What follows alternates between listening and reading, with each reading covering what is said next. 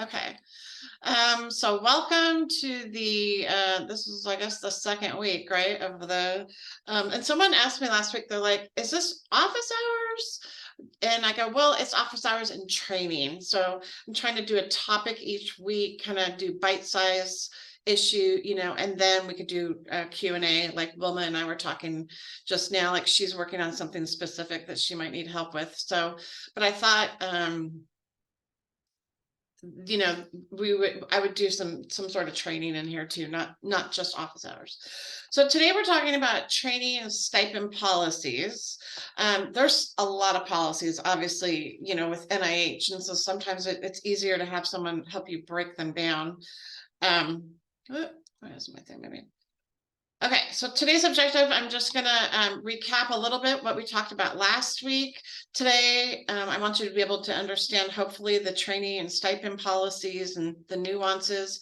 And then, of course, everything was on the website, so you can always refer back to that. Last week, we talked about basically the overall 50,000-foot picture of training grants. This is basically, the list of, we have 69 on the campus right now. We talked a lot about the NRSA awards specifically and how that works into a scientist's career path. So you can see where the T32s are in the F series, and then how it goes into the career awards. So this is kind of like at the beginning of their scientific career. We talked a tiny bit about data tables. So the one thing I will do a whole training on data tables. I'm going to break them down like 1 per session or 2 per sessions. And so I didn't plan on doing this till like October because I wanted to do other training on appointments first before that. But I wanted to gear up because the May 25th deadline is usually the biggest deadline per year. So those are working towards that deadline next year. I was planning to do the data table training next October. So, but Wilma, I know you're submitting in January, so don't worry, we will do our own training. So yeah, just touched on that a little bit last week. Research grants versus training grants. Again, there's so many nuances here. I can't even list them all. And this is where research administrators run into problems, is they treat and they administer a training grant like a research grant. And that's where you run into issues. So, it's funny. I did this just the other day myself. I had to catch myself going, oh, wait, this is the policy. And then I was like, wait a second, that's a research policy, Jill. That's not a training grant policy. So even I do it. I mean, it's very easy to commingle the two. So today I want to talk about the degree requirements, citizenship and eligibility to be on the training grant. How many years can a trainee be on the training grant? Stipend policy, trainee policy.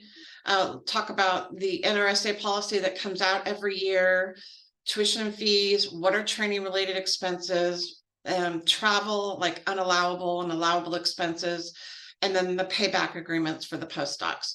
So these are obviously all the policies. There's like for fund management, award management, that's going to be, there's even more policies. That's why I wanted to be specific today. This is just for like trainee and stipend policies. So for the degree requirements, pretty basic. You have to be enrolled in like an undergraduate program to be on an undergraduate T34. A pre-doc is defined as a pre-doc that's in a PhD program, not a master's student. So they have to have already their BS or BA degree and then enrolled in a PhD program. I know sometimes that terminology is interchangeable, and some people say, oh, a grad student. Well, that could also mean a master's student, and we do not appoint master's students to the training grant. And then postdoc could be anyone that has any kind of post, doctoral degree, whether it's a PhD or MD or PhD, MD or DVM, their post, doctoral degree. For citizenship, they basically have to be U.S. citizens or permanent residents. And if you are appointing a permanent resident on a training grant, there's a whole little process you have to go through with their green card, and you have to get it notarized and submit to the agency.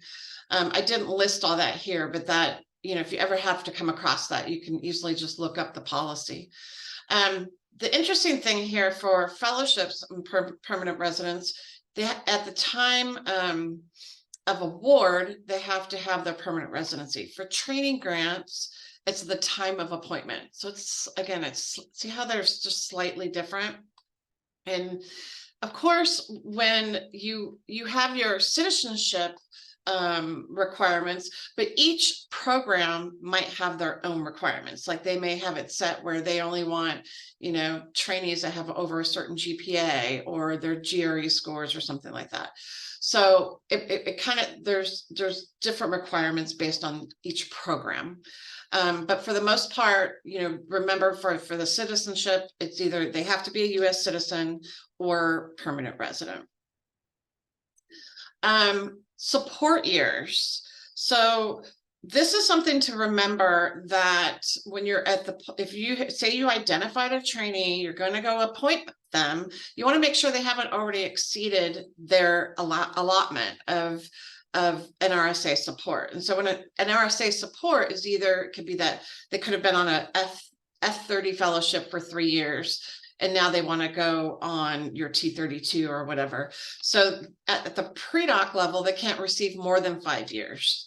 At the postdoc level, they can't receive more than 3 years. And then if they're like in a dual degree program, like we have an MD PhD program on campus, it can't be more than 6 years. So there is a way in ERA Commons, you can look up the person's name and see how much NRSA support they've received. So I can do a demo of that if you want me to, or we could do it next week or something. But it's good to know that before you appoint, because I don't know, I've seen that happen many times where you go in X-Train, you go to appoint someone and it gives you this error message, oh, they've exceeded their amount of support they can receive, which just creates a huge mess. So for trainee policies, which are, again, very different than a research grant, think of a research grant, you could just, you have, Dr. Smith's R01, and I want to appoint someone on there for 2 months. No big deal, right? You do their HR changes and you put them on there for 2 months. That is not the case with us, because the training grants, these are stipends, and stipends isn't considered a salary. So it's very different. Tax-wise, it's very different. Stipends are not taxed at the time that they're given the stipend. They do owe taxes on them, but they have to pay them later either at the end of the year or pay quarterly taxes. So like a salary, if you're paid on an R01, that's a salary. You're employed and you have taxes taken out. So this is a very different mechanism. So the other key word here is it's a subsistence allowance. It's to defray living expenses. So the reason why I say that is because I know there's a kind of a big controversy right now with NIH, and now that especially at UCSD with the UAW policies, our internal stipend levels have substantially increased. And I know there's a lot of PIs out there that will complain and say, well, why doesn't NIH have a higher level of stipend? Well, again, it says right here that's just helped to defray the living expenses, not to pay all their living expenses. So I think that's kind of their reasoning of saying, using that, or maybe not increasing their stipends. So stipends, again, very different than a research grant. You're going to hear me say this over and over again, but they must be appointed for 12 months at a time.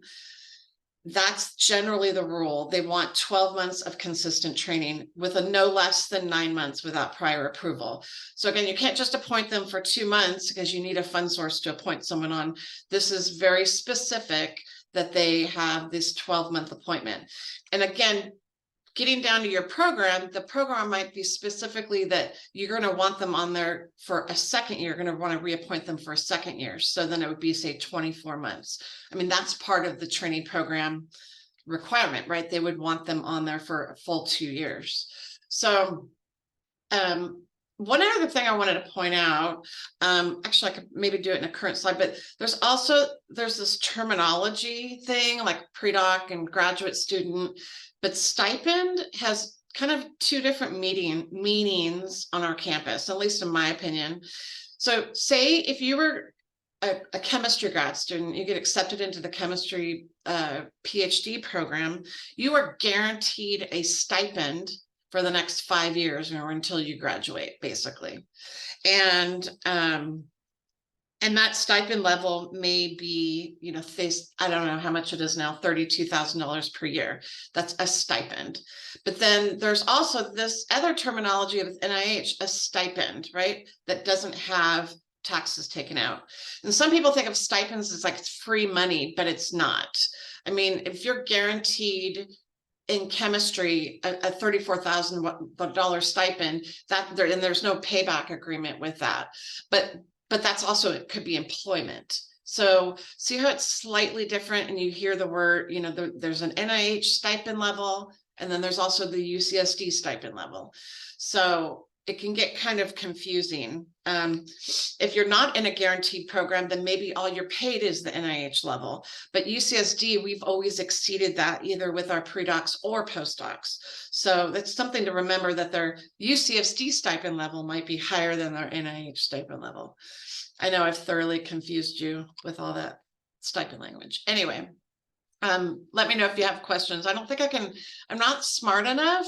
Go ahead, Kelly. Yeah, you really lost me there with the stipend and the stipends. If you can expand on that either now or maybe in the Q&A or even another meeting. Yeah, no, I'll expand on it now. Okay, so one thing to remember, like our UCSD, we have UCSD policy, and then there's NIH policy or any kind of agency policy, right? And so you work in bioengineering, right? So bioengineering, and I don't know, do you guarantee a stipend for your PhD students? Yes. Yes. And how much is that? 30? I always have to look it up. Okay, let's just guess. Let's say $31,000 per year. Okay. Right? And so as they're accepted into the program for 5 years, they're going to get paid $31,000 plus other tuition and fees gets paid. Now, not every institution is like that. Not every department's like that. I know there are departments on campus that can't guarantee, or actually that's not true. They maybe let's say in different institutions, I'm not sure about San Diego State, but they can't guarantee that for each student, right? So it's roughly called a stipend. They're going to receive this $31,000 stipend per year, and that is guaranteed by UCSD. Now, then when we talk about NIH stipend, that would only be paying a portion of their UCSD stipend. So there's going to be that gap. But I guess what I wanted to clarify for people is the terminology. Some people can say, well, which stipend are we talking about? Are we talking about NIH? Or are we talking about UCSD? So that's why I'm just saying it gets a little confusing. I don't know if that answers your question. I think so. Okay. I'll think on it a little bit and then maybe talk with you after. So like if you're if you're employed with the Department of Chemistry, their stipend might be dispersed as payroll, like employment. And so that would have taxes taken out because you're paid on Dr. Smith's R01. And that, from university standards, that's considered employment. But yet that's paying their stipend, because that's what they're guaranteed. It's like their compensation package. They're guaranteed a stipend or a compensation package of $31,000 per year. And we're still talking about pre-doc. Yeah, we're talking about pre-docs right now. Okay. Yeah, we're just strictly talking about pre-docs. I hope I explained that correctly. It's just it just can get very confusing, that the difference between employment and stipends, and then there's the UCSD stipend, and then there's an NIH stipend, and how that's administered or dispersed to the trainee. Okay, I'll have some follow-up questions later. That's Thank fine. you. Sorry. Yeah, but I just, I know it floats around in people's minds because they're like, well, which stipend are we talking about here? Why is that stipend employment? And what, Yeah. So thank you. Yeah, no problem. Sorry. I think I've just bungled it more. Okay, so moving on to appointment periods. The trainees can be appointed at any time during that budget period. So say if your budget period is July 1st, 2023 to 6/30/2024. You know that based on that last slide, they have to be appointed in 12 months increments, no less than 9 months, right? So you have, your budget period is 7/1/2023 to 6/30/24. You're not always going to be able to appoint them, boom, July 1st, right? 2023. That shit happens, excuse me, and they may not be able to be appointed till October. Or we have some training programs where they appoint them the very last day of the year. Now that is possible, no problem.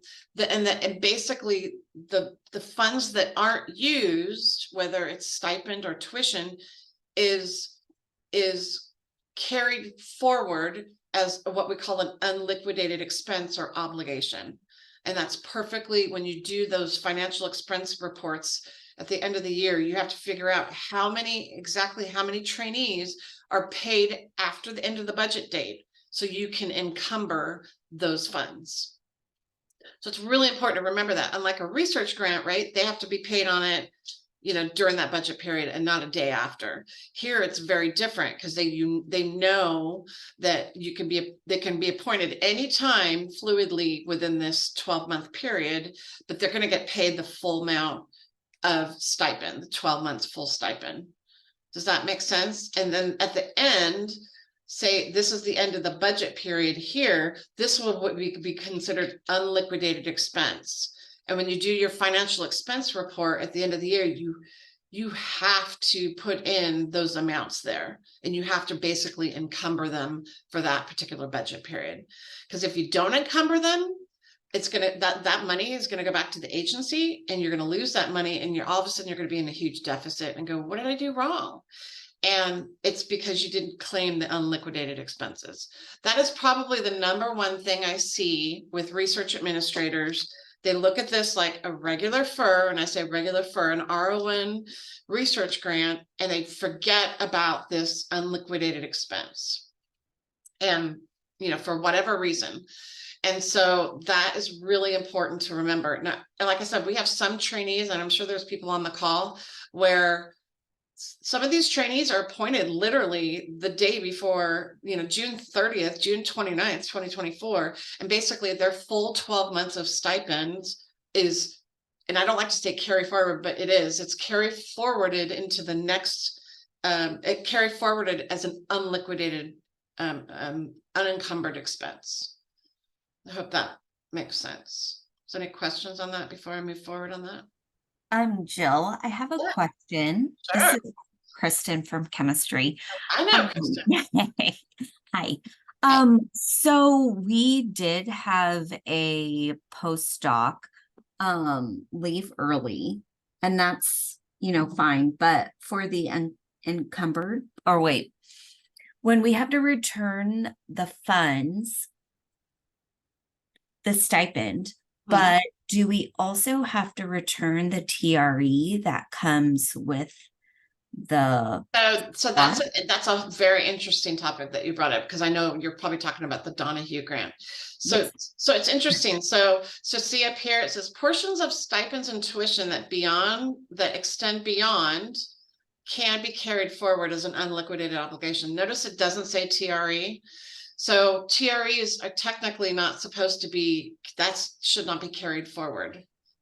So you can budget for health insurance, but otherwise, yeah, generally speaking, if they're appointed at the last day at the end of the year, you can carry forward their stipend and tuition, but not necessarily their training related expenses.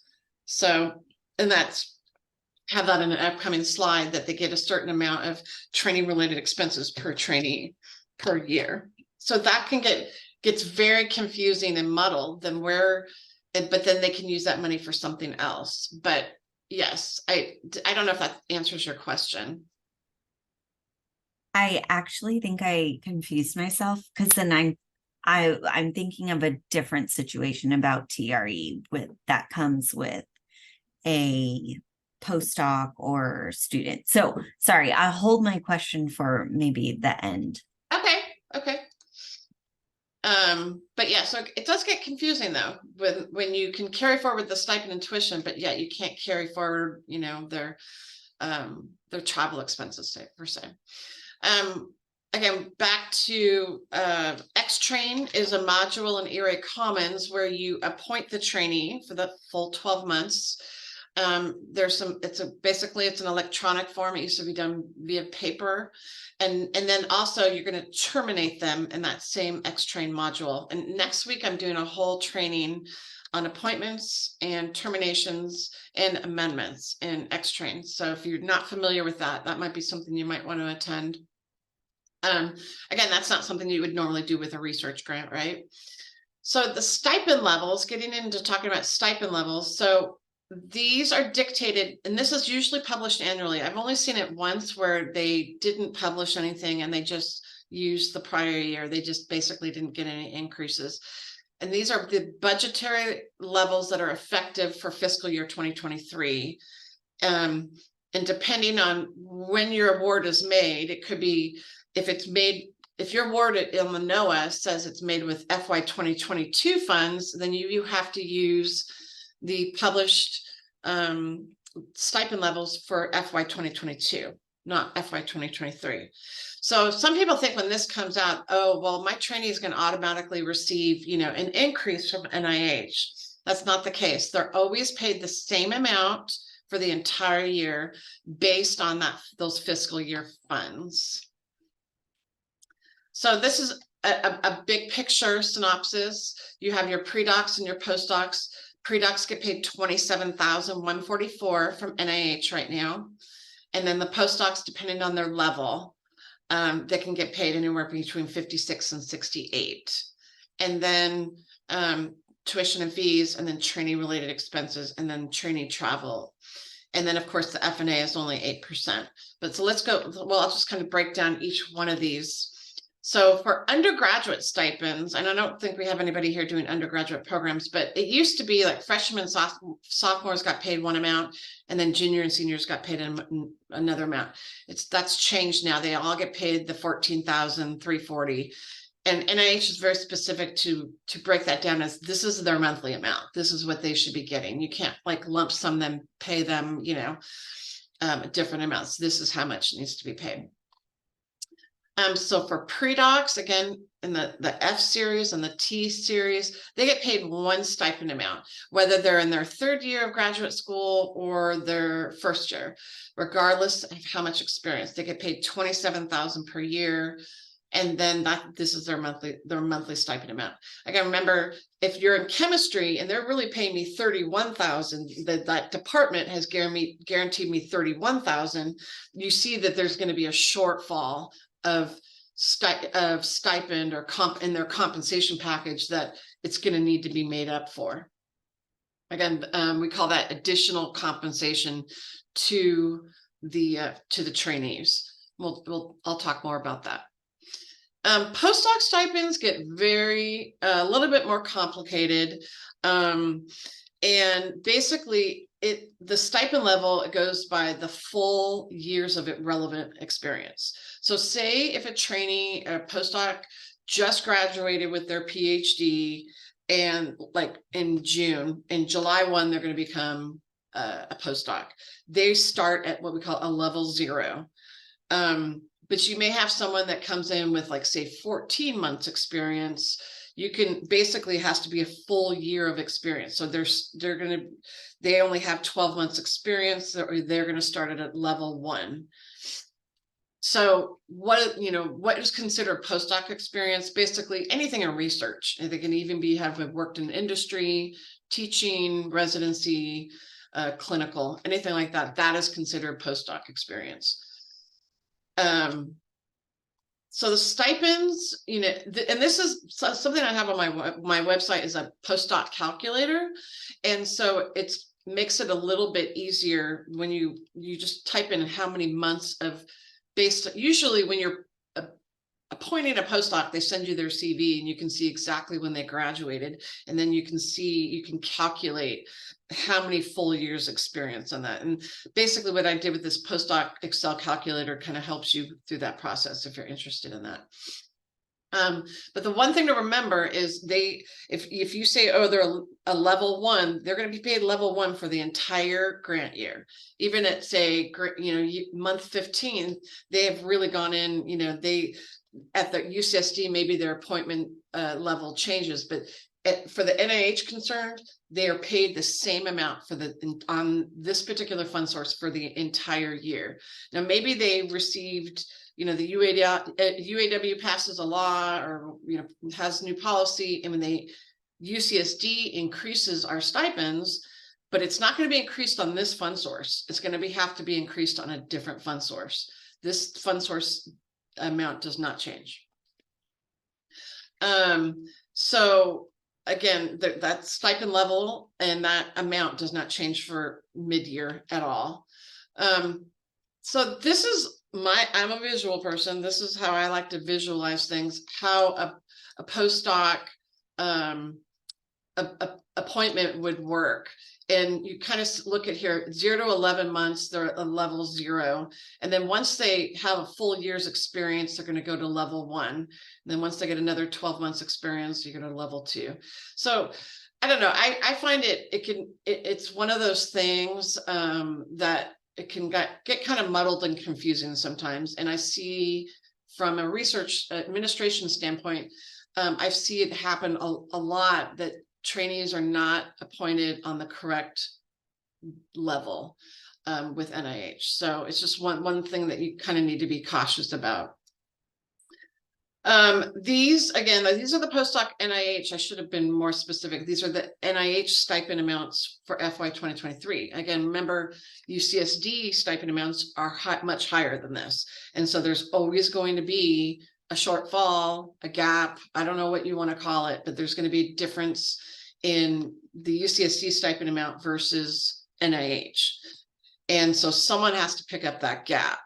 So usually that's going to fall like on the mentor or the department. Usually it's the mentor. So moving on to stipends, if we don't have any more questions about that. Tuition and fees are, the NIH does kick in, it helps with tuition and fees, but it only pays up to 60%.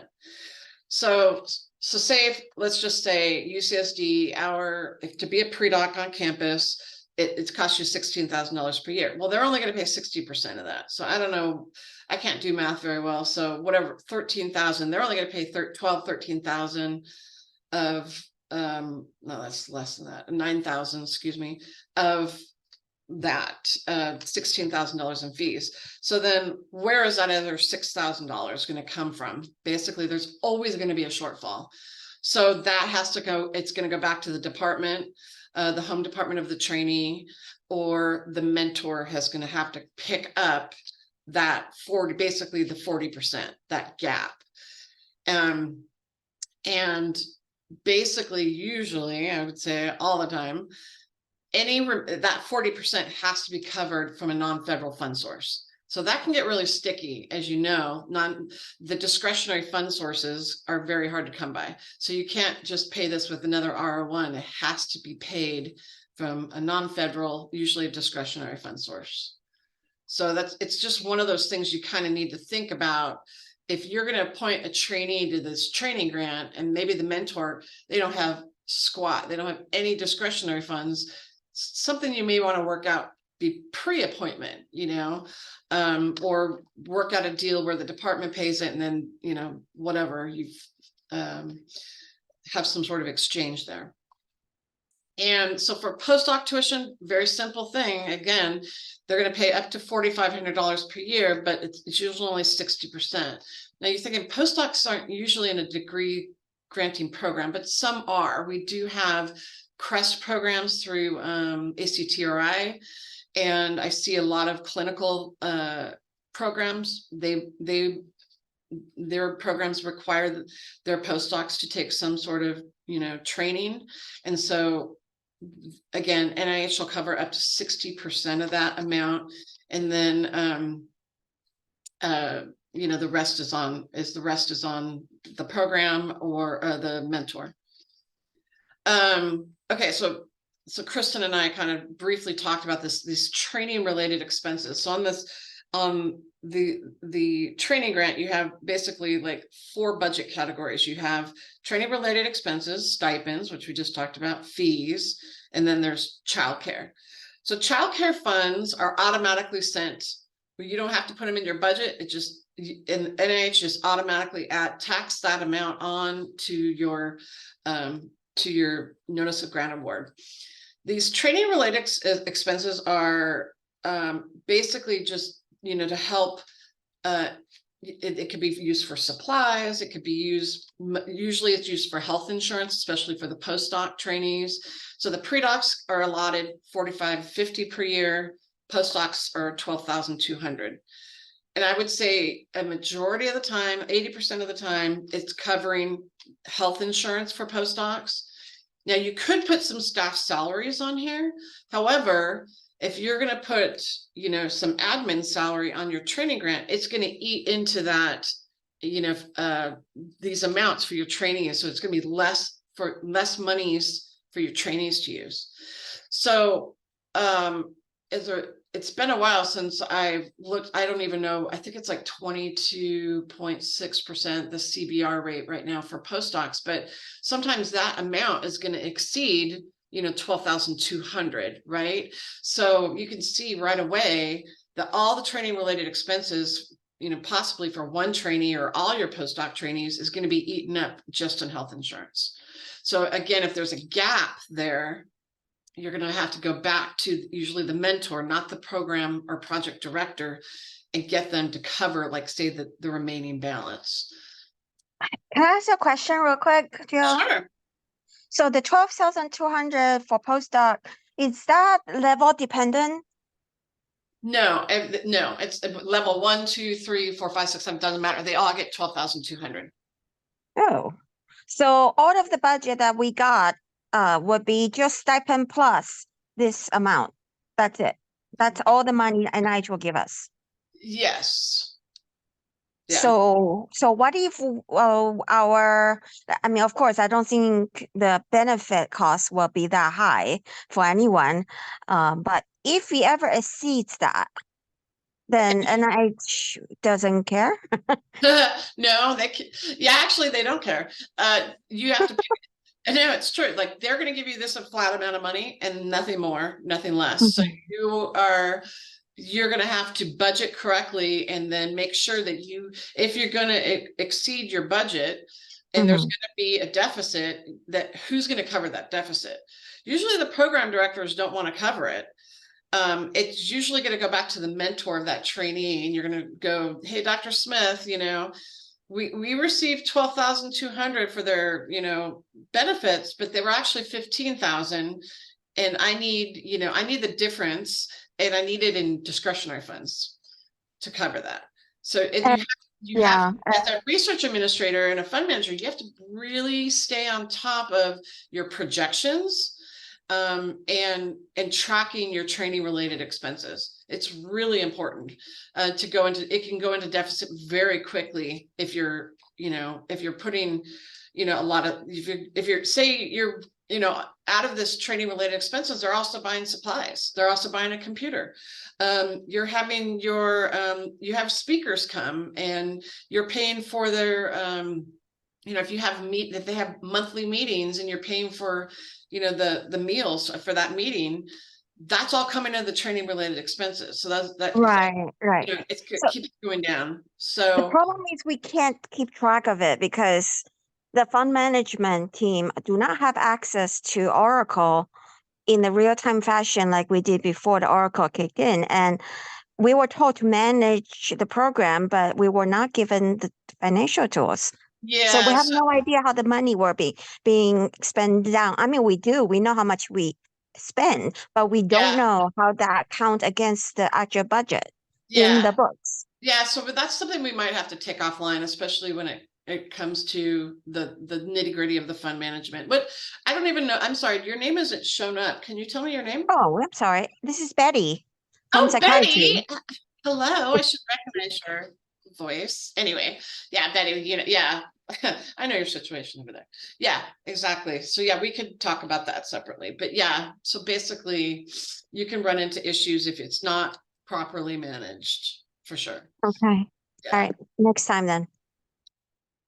Again, just a reminder that overdraft of any benefits, and usually it's the postdocs, is going to have to come from that non-federal fund source. And so those are hard to come by funds. I've recommended to some people, and it depends on your program or whatever, but at the time of appointment, you might want to have the program director and that mentor come to some sort of fiscal agreement based on, okay, the program director might say, well, I'm going to cover, out of that 12,200, I'm going to take 2,200 off the top and use that for meetings and speakers. And I'm going to allow that trainee to have $10,000 for benefits. And up front, he tells that to the mentor, and then the mentor knows, okay, I'm on the hook for anything above and beyond 10,000. So it's very clear, put it in writing. I've had that come up. I have one PI that I know of that does it that way, but they never run into these scramble issues at the end where, oh my gosh, we have a huge deficit and the mentor doesn't have any, fund sources to pay this. And what am I going to do? And I need to close this out. There's none of that crazy hystericalness. Some of you may know what I'm talking about. So getting that in writing, having that agreement, having the PI understand, okay, make those expectations up front and put it in writing, because it's going to come back to haunt you one day when they say, oh, SPF says you need to clean up this fund. There's some benefits that need to be charged off and nobody wants to pay for them after the fact. So again, it's putting things in writing and having that clear communication up front before the appointment. It's an ideal world, right? Not always going to happen. So for travel, and Kristen and I kind of touched on this before, if you're appointing someone the last day of the year, but yet you can't carry forward training related expenses such as travel, they're going to lose that travel right away. And so the travel gets allocated right down into your training related expenses. And it's usually on a per trainee basis, and it depends on your institute. Like say, and I can't remember, like NIDDK may only say pre-docs get $400, or the camp and NCI may say, oh no, each get 1,000. But whatever it is, you need to have it identical per the trainees. So you don't want to treat one trainee and they only get 400, but then other trainees are getting 500. Everybody should be treated equally. And it could differ, of course there could be differences between the pre-docs and the postdocs, but every pre-doc should be treated the same and every postdoc should be treated the same. Now, whether they actually spend the full amount is another story, but speaking, up front, they should all be, allotted the same amount. Scientific meetings are okay. Foreign travel is okay if necessarily. And so travel, so Kelly asked a question in the chat. This is kind of a big deal here. So travel that's not booked in the budget period is usually not allowed. And if you say the person is on the grant till 6/30/2024 and they want to go to a conference in July 2024, if the trainee must be appointed at the same time of the travel. And so generally speaking, it's not they're not gonna say, if it's outside that training appointment's time, it can't be used. So the same kind of thing, if the travel is not booked during the budget period, it can't be carried forward. So say if you have that person that's appointed at the last day, training related expenses can't be carried forward, that's where your travel is allocated. And so they basically don't have any travel unless you want to pay from it from another fund source. So it gets a little bit confusing. It just makes things more complicated when you have a program that appoints people at the last day of the year, which I see all the time, but it makes things more complicated when it comes to the training related expenses and your travel. You know, stipends, you can carry that forward as unliquidated expense. Tuition, not a problem, but travel is always going to have that restriction on there. And that's one thing that SPF will, when you're doing your financial closeout for the year, they're going to look at that. Was the travel, was it taken during the budget period? Any questions on that before I move to postdoc paybacks? No. Oh, Jill. Yes. So I think this might be a good time. Do you mind going back a couple slides Sure. about the postdoc and then the TRE that they sort of receive for each postdoc? Like a couple slides back. So you know how the postdocs, based on the slot, there's TRE that's given to the award. Yes. Yes. So if a postdoc ends early, does that TRE also go with them? Or can it be saved in the TRE pot for the whole program? Generally that can be saved and held back and spent out. It's the stipends and fees that would be restricted. Ooh, okay. Well, that's good to know. Okay, Yeah. thank you. Yeah.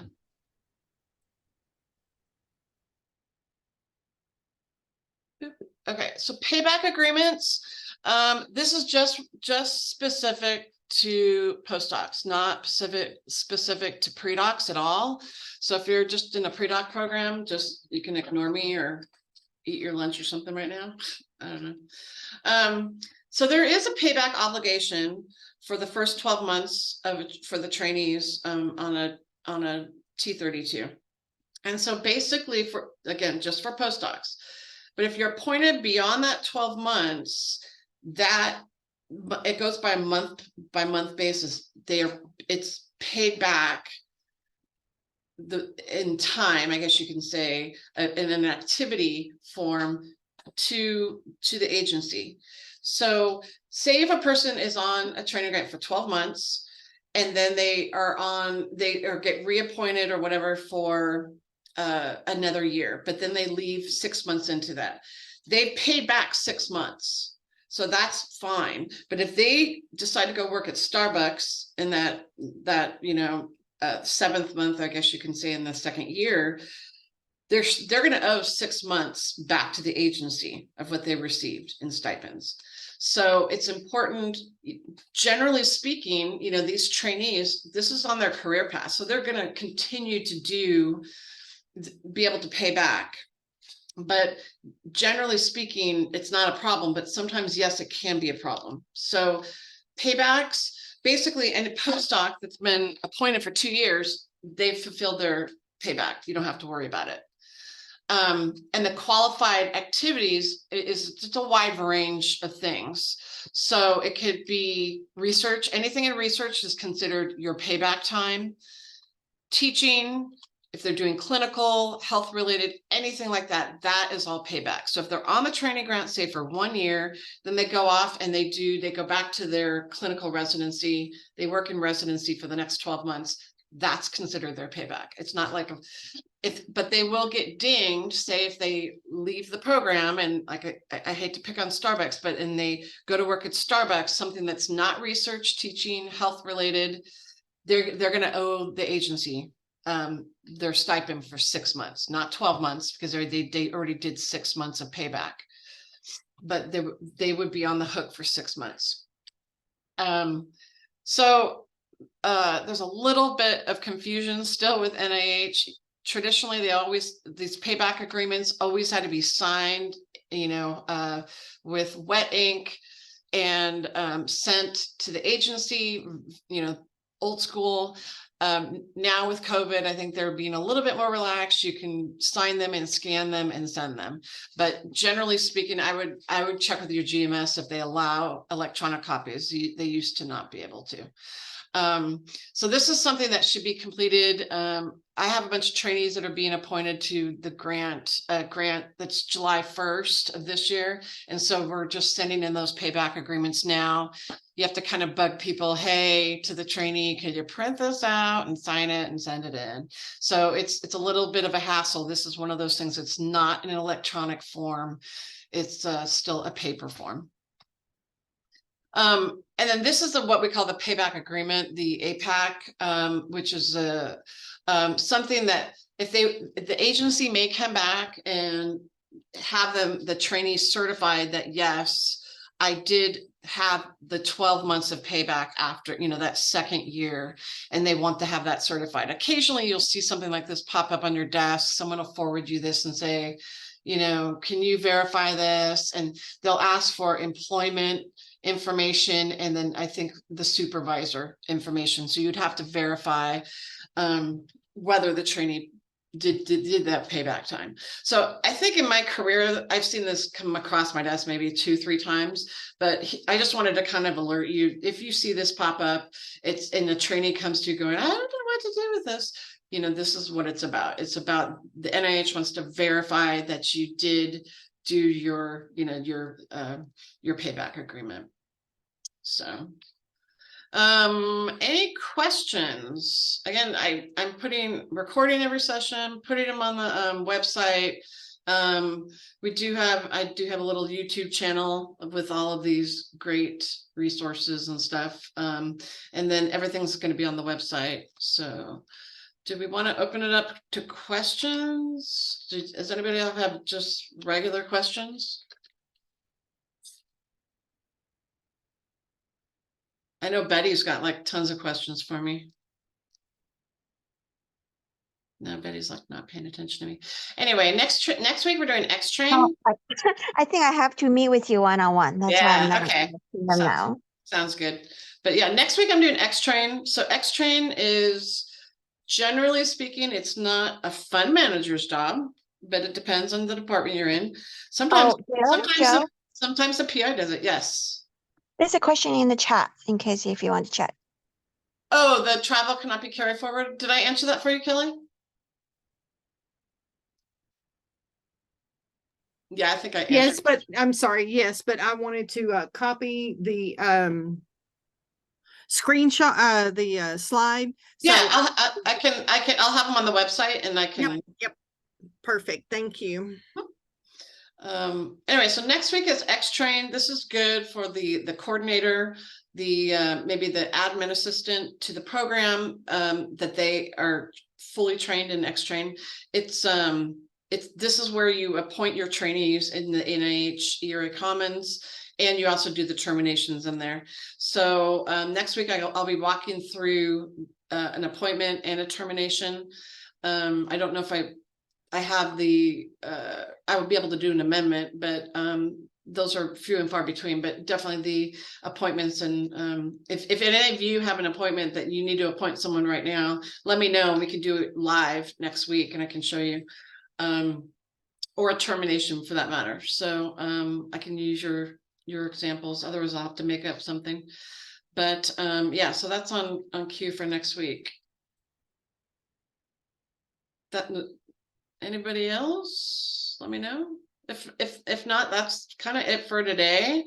I'll stay on for another 10 minutes and just yell out at me if you have any anything you want, any subjects you want to talk about. Thanks, Jill. My pleasure. Nice to see you, Yoli. You too. Thank you. Bye. Bye. Hi, Carla. Thank you. Bye. Oh, bye, Carla. Hi.